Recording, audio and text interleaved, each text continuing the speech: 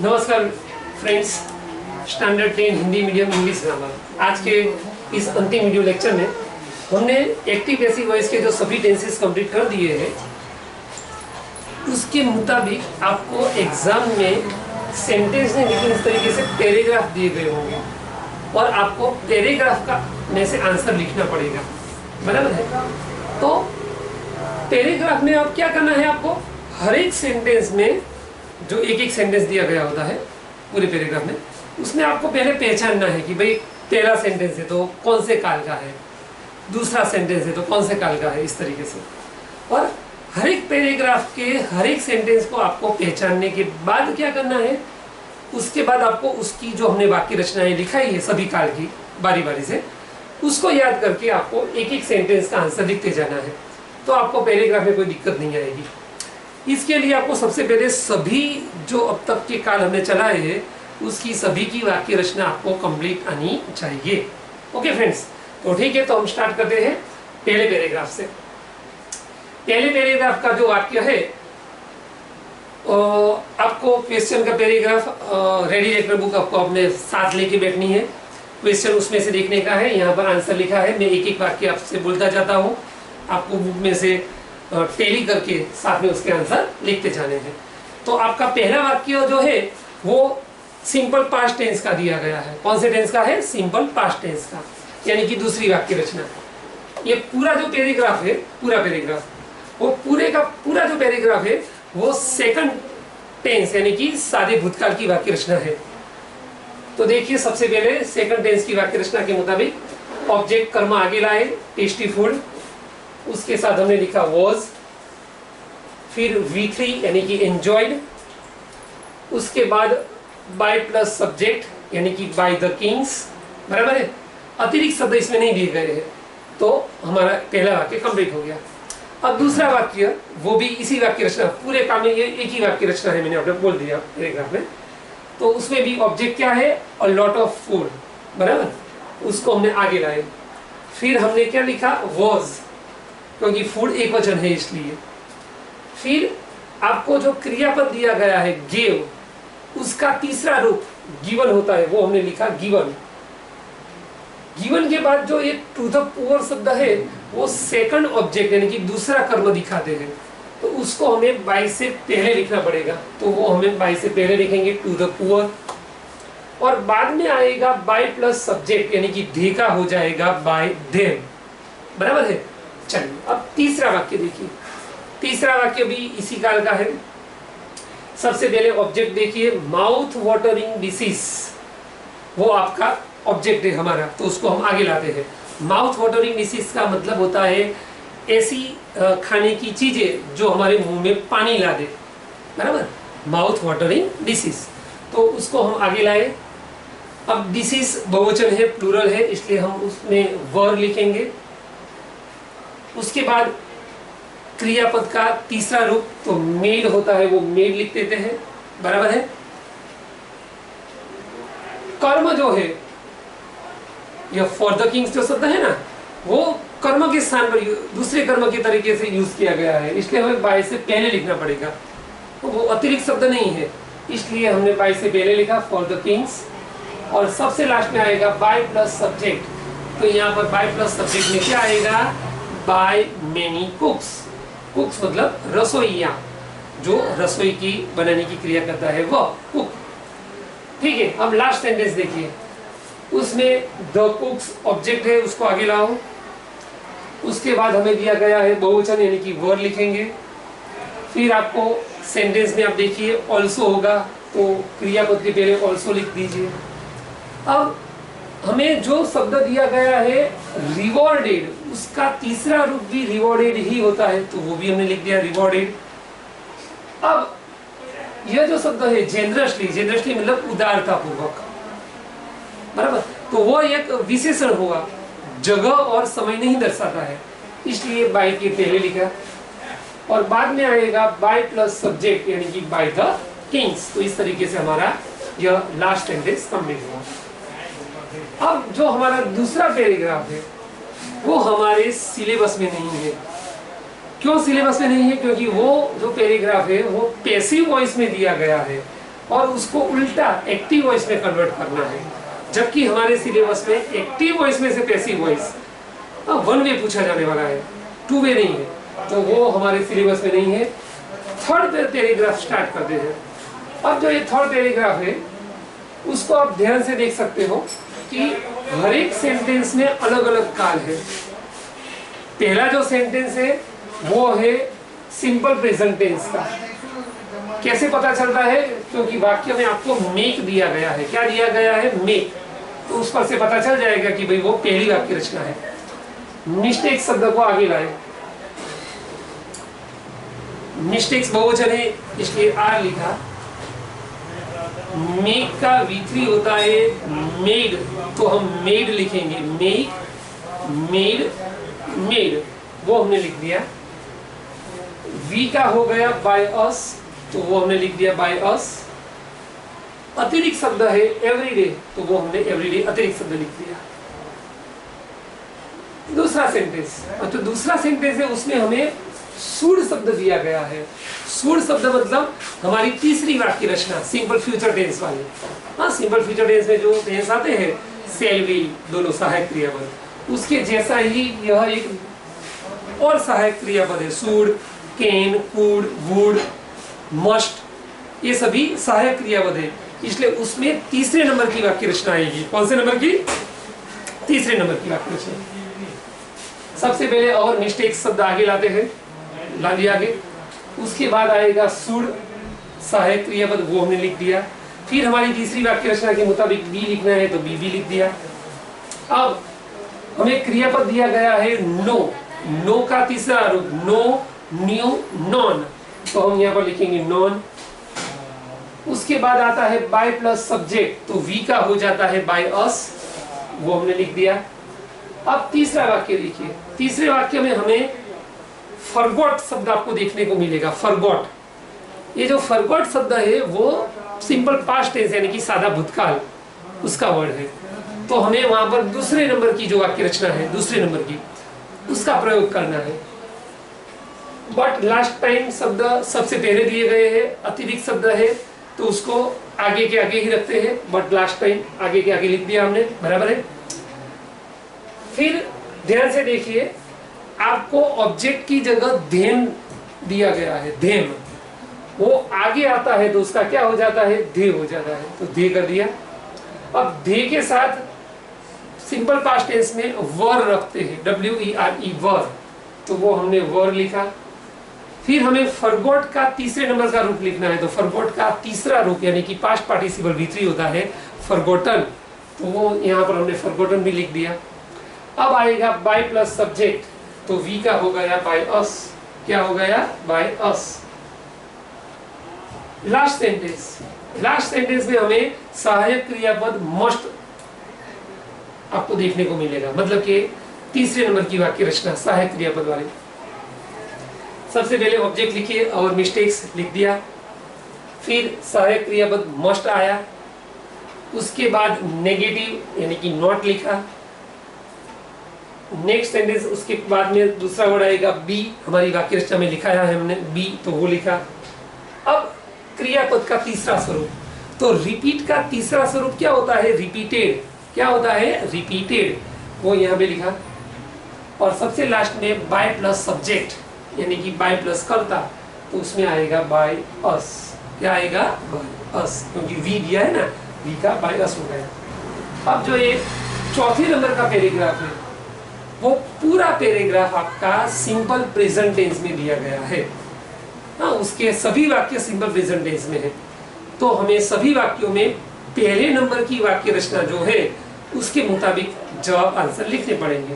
तो पहला आंसर देखिए, ऑब्जेक्ट दिस अकाउंट, एक वचन है इसलिए इज। क्रियापद का तीसरा नंबर का रूप, तो लुक्स का हो गया लुक्ड। उसके बाद में आफ्टर शब्द लिखा है तो वो लिख दीजिए। फिर बाय प्लस सब्जेक्ट यानी कि बाय माय फादर, बराबर है, बाय माय फादर। दूसरा वाक्य, उसमें ऑब्जेक्ट है मेनी रिस्पॉन्सिबिलिटीज, बराबर है, ऑब्जेक्ट आगे लाया, उसके साथ बहुवचन यानी कि आर लिखा। अब हमें क्रियापद के पहले ऑफन शब्द दिया गया है, वो विशेषण है, विशेषण यानी एडजेक्टिव, तो उसको पहले लिखो आगे। फिर पुट जो क्रियापद है उसका तीसरे नंबर का रूप होता है पुट, पुट और पुट, तो वो यहां पर लिख दीजिए पुट। उसके बाद आता है, अब अतिरिक्त शब्द में हमें अपॉन हिम ए दिया गया है। अपॉन हिम क्या है? अतिरिक्त शब्द है हमारे, और अतिरिक्त शब्द है जो जगह या तो समय नहीं दर्शाते हैं, बराबर, इसलिए हमें बाय के पहले लिखना पड़ेगा। तो अपॉन हिम हमने बाय के पहले लिख दिया। अब देखिए वी का क्या हो जाता है? बाय अस, वी का बाय अस हो जाएगा। चलिए तीसरा वाक्य, उसमें ऑब्जेक्ट है हिज ड्यूटीज, आगे लाए। बहुवचन प्लूरल है इसलिए आर लिखा, प्लूरल है इसलिए। डू क्रियापद हमें दिया गया है डज, डज मतलब डू, तो उसका तीसरा रूप होता है डू, डीड और डन, तो हमने यहाँ पर डन लिख दिया। फिर हमें विशेषण दिया गया है वेल, तो वो हम विशेषण वेल आगे लगाएंगे। बाय प्लस सब्जेक्ट, तो हमारा बाय प्लस सब्जेक्ट ही है इसलिए बाय हिम हो गया। Last sentence, great respect object आगे लाए, उसके साथ हमने इज लिखा, रिस्पेक्ट एक वचन है इसलिए। क्रियापद हमें पे दिया गया है, पे का तीसरा रूप होता है पेड, पेड और पेड, तो वो हमने पेड का पेड वहां पे लिख दिया। अब हमें अतिरिक्त शब्द में टुवर्ड्स हिम दिया गया है, अतिरिक्त शब्द में वो जगह या समय नहीं दर्शाते हैं, तो उसको बाय के पहले लिखो टुवर्ड्स हिम, और बाद में जो वी दिया गया है ना कर्ता के स्थान पर, उसका हो जाएगा बाय अस। क्या हो जाएगा? By us. हाँ, अपने साथ ग्रामर की बुक रखना ताकि आपको पता चलेगा कि भाई कौन सा सेंटेंस है और सर क्या आंसर उसका बोल रहे हैं। चलिए पांचवा पैराग्राफ शुरू होता है। अब पांचवा जो पैराग्राफ है वो भी सिंपल प्रेजेंट टेंस यानी कि सादे वर्तमान काल, हाँ सादा वर्तमान काल जो है हमारा उसका है, बराबर। तो उसके मुताबिक इसके जैसा ही है, बराबर है। पहले वाक्य में द लाइब्रेरी मैगजीन्स ऑब्जेक्ट आगे लाए, मैगजीन्स बहुवचन है तो आर लिखा। यूज का तीसरा रूप होता है यूज्ड, क्या होता है? यूज्ड, तो वो लिख दिया। अब हमें क्रिया विशेषण यहाँ पर दिया गया है रेगुलरली, तो रेगुलरली लिखिए। बाद में बाय प्लस सब्जेक्ट आया बाय द स्टूडेंट्स, बराबर है। यह रेगुलरली अतिरिक्त शब्द नहीं है, क्रिया विशेषण है इसलिए बाय के पहले लिखा है, ध्यान रखना। दूसरा वाक्य, बुक्स ऑब्जेक्ट आगे लाए, बहुवचन है इसलिए आर लिखा। क्रियापद इश्यूज दिया है, उसका तीसरा रूप होता है इश्यूड यानी कि पीछे डी आ जाता है। फिर हमें टू देम दूसरा कर्म दिया गया है, उसको बाय के पहले लिखना है, तो वो हमने लिख दिया बाय के पहले। अब बाय प्लस सब्जेक्ट, तो हमें यहाँ पर सब्जेक्ट की जगह पर दिया गया है बाय द लाइब्रेरियन। अब तीसरा वाक्य, उसमें ऑब्जेक्ट हमें दिया गया है द लाइब्रेरी, उसको आगे लाए। लाइब्रेरी एक वचन है इसलिए इज लिखा, बराबर। ऑल्सो शब्द क्रियापद के पहले हमें दिया गया है सेंटेंस में, इसलिए पहले का पहले रहेगा। और विजिट का तीसरा रूप हो जाएगा विजिटेड, वो हमने लिख दिया। बाय प्लस सब्जेक्ट, तो उसमें आया बाय द चिल्ड्रन, क्योंकि द चिल्ड्रन उसमें सर्वनाम नहीं है इसलिए चेंज नहीं होगा। अब अतिरिक्त शब्द है नहीं इसलिए हमारा यह वाक्य कंप्लीट हो गया। अब लास्ट वाक्य देखिए, उसमें ऑब्जेक्ट क्या है? नॉइज, नॉइज हमारा ऑब्जेक्ट है, उसको हम साथ में लाए। फिर नॉइज एक वचन माना जाता है इसलिए इज लिखा। नेगेटिव वाक्य है इसलिए इज एम आर के पीछे नॉट हमारी वाक्य रचना के मुताबिक जो हमने लिखा है उसके मुताबिक। मेक क्रियापद का तीसरा स्वरूप मेक, मेड और मेड, तो मेड लिख दिया। बाय प्लस सब्जेक्ट, तो दे का बाय देम हो गया। और सबसे लास्ट में अतिरिक्त शब्द जो हमें दिए गए हैं वाइल से शुरू हो गए अंतिम तक, वो सभी देख देख के वैसे कि वैसे लास्ट में लिख देने का। छठा जो पैराग्राफ है हमारा, उसमें एक नया टेंस है। कौन सा नया टेंस? जो हमने छठे नंबर की वाक्य रचना चलाई थी, प्रेजेंट परफेक्ट टेंस यानी कि पूर्ण वर्तमान काल की। तो पूर्ण वर्तमान काल की वाक्य रचना को हमें यहाँ पर याद करते हुए इस पैराग्राफ को पूरी तरीके से लिखना है। पहले वाक्य में देखिए ऑब्जेक्ट क्या है? ऑब्जेक्ट अ कॉइन, वो हमारा ऑब्जेक्ट है, तो उसको आगे लाते हैं। फिर कॉइन एक वचन है इसलिए हेज, उसके बाद बीन और V3। अच्छा, प्रेजेंट परफेक्ट टेंस में मैंने आपको बताया था कि हमें V3 का रूप जो है वो पहले से ही वाक्य में दिया गया होता है, तो हमें केवल उसको देख के लिख देने का होता है, इसमें हमें बनाने की कोई आवश्यकता नहीं होती है। तो गिवन हमने लिख दिया। फिर हमें यहाँ पर दूसरा कर्म दिया गया है टू मी, बराबर, तो वो हम लिखेंगे। और बाय प्लस सब्जेक्ट में हमें नाम दिया गया है जॉन, तो नाम में कोई बदलाव नहीं आता, इसलिए बाय जॉन लिख दिया। अब दूसरा वाक्य देखिए। दूसरे वाक्य में कर्म ऑब्जेक्ट क्या है, ईट, उसको आगे लाओ। ईट एक वचन है इसलिए हैज लिखा। फिर उसके बाद में आता है बीन और V3, तो यहाँ पर बीन V3 में दिया गया है फाउंड, वो देख देख के लिख देने का है। बाद में बाय प्लस सब्जेक्ट, तो ही का पुस्तक के मुताबिक बाय हिम हो गया। और सबसे लास्ट में अतिरिक्त शब्द लिखने हैं, तो वो है फ्रॉम द रेक्स, यानी कि कचरे में से, जो कूड़ा कचरा डालते हैं उसको रेक्स बोलते हैं। चलिए तीसरा सेंटेंस देखिए। ऑब्जेक्ट क्या है, सच अ कॉइन, उसको आगे ला दिया। एक ही कॉइन की बात की गई है, एक ही सिक्का है, तो हैज लिखा। फिर हमें क्रियापद के पहले नेवर शब्द दिया गया है, वाक्य में आप ध्यान से पढ़िए, तो नेवर शब्द को आगे लाए और बाद में बीन और V3 लिखा, बीन सीन, बराबर है। चलिए फिर आई सब्जेक्ट था इसलिए उसका बाय मी हो गया। आई सब्जेक्ट था इसलिए क्या हो गया, उसका बाय मी। और सबसे लास्ट में अदर वर्ड्स, वो समय दर्शाते इन माई लाइफ, मेरे जीवन में, तो उसको सबसे लास्ट में लिख दिया, इन माई लाइफ। लास्ट सेंटेंस छठे पैराग्राफ का। इवन शब्द जो है वो अतिरिक्त शब्द है, लेकिन किंतु हमें पहले दिया गया है इसलिए हम उसको पीछे नहीं ले जा सकते, तो इवन पहले लिख दिया। अब हम ऑब्जेक्ट को आगे लाएंगे, तो ऑब्जेक्ट क्या है यहाँ पर, ईट। ईट एक वचन है इसलिए हैज, और नेगेटिव वाक्य है इसलिए हेजंट, हैज नॉट का शॉर्ट फॉर्म, छोटा स्वरूप हेजंट होता है, वो लिखा।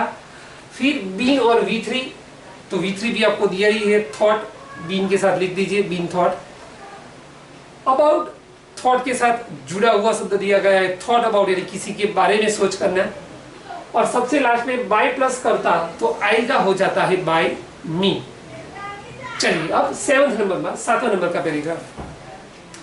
यह जो पैराग्राफ है उसमें जो पहला वाक्य है उसमें हमें चालू भूतकाल यानी कि पास्ट कंटिन्यूअस टेंस दिया गया है। कैसे पता चलता है, आप अपने वाक्य में देखिए, तो उसमें आपको राहुल वॉज प्लेइंग, ये सब वॉज प्लेइंग दिया है, उस पर से हमें पता चला कि भाई यह चालू भूतकाल है। और बाकी के जो 3 वाक्य आपको उसके पीछे दिए गए हैं, उसके नीचे, वो तीनों जो वाक्य इस पैराग्राफ के हैं वो सिंपल पास्ट टेंस है, क्योंकि एक में आपको सॉ दिया गया है, SAW, जो सी का पास्ट टेंस है। उसके बाद में कॉल्ड, वो सिंपल पास्ट टेंस है। और सबसे लास्ट वाक्य में आपको डिड नॉट दिया गया है, डिड नॉट भी सिंपल पास्ट टेंस में आता है इसलिए। चलिए अब वाक्य रचना के मुताबिक सबसे पहले चालू भूतकाल यानी कि हमारी वाक्य रचना कौन सी हुई, 5वें नंबर की। तो 5वें नंबर की वाक्य रचना के मुताबिक सबसे पहले क्रिकेट जो है कर्म ऑब्जेक्ट, उसको आगे लाए। एक ही गेम का नाम है इसलिए वॉज लिखिए, क्रिकेट वॉज। चालू भूतकाल में हमें पता है कि वॉज वर्ब के बाद क्या लिखना है, बीइंग लिखना पड़ता है, वो चालू क्रिया दर्शाता है इसलिए, तो बीइंग लिखा। फिर V3 का स्वरूप, तो प्ले का V3 क्या हो जाता है, प्लेड, वो लिखा हमने। बाय प्लस सब्जेक्ट, तो वहां पर हमने लिख दिया बाय राहुल, सब्जेक्ट की जगह पर हमें नाम दिया गया है राहुल का इसलिए। दूसरा वाक्य, उसमें ऑब्जेक्ट है अ बॉल, यहां से सिंपल पास्ट टेंस यानी कि दूसरे नंबर की वाक्य रचना देखनी है। बाकी के तीनों वाक्यों में एक वचन है इसलिए वॉज लिखा। अब क्रियापद जो सो दिया गया है उसका तीसरा रूप यानी कि पास्ट पार्टिसिपल होता है सीन। क्या होता है, सीन, तो वो हमने लिखा। बाय प्लस सब्जेक्ट, तो ही का हो गया बाय हिम। और अतिरिक्त शब्द हमें दिए गए हैं लाइंग ऑन द पिच, तो वो हमें सबसे लास्ट में लिखने पड़ेंगे, लाइंग ऑन द पिच। तीसरा वाक्य, अब जो तीसरा वाक्य है उसमें सबसे पहले ऑब्जेक्ट क्या है, हिज फ्रेंड्स, उसको आगे लिखिए। फ्रेंड्स बहुवचन है इसलिए वॉज की जगह वर लिखना पड़ेगा। कॉल्ड जो हमें क्रियापद दिया गया है उसका तीसरा रूप भी कॉल्ड होता है, तो वो हमने लिख दिया। फिर फॉर हेल्प, ये जो अतिरिक्त शब्द है वो जगह भी नहीं दर्शाते, समय भी नहीं दर्शाते, तो वो हम यहाँ पर लिखेंगे। और सबसे लास्ट में बाय प्लस सब्जेक्ट यानी कि बाय हिम, ही का हो गया बाय हिम।